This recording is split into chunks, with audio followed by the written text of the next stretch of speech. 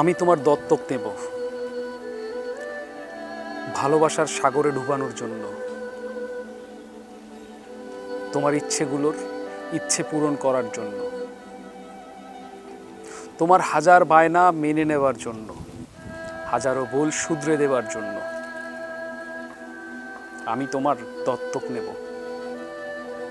ভালোবাসা মিশ্রিত শাসন করার জন্য, বন্ধনের কারাগারে বন্দী করার জন্য, তোমার প্রতিটা কাজের হিসাব দেওয়ার জন্য এবং হিসাব নেওয়ার জন্য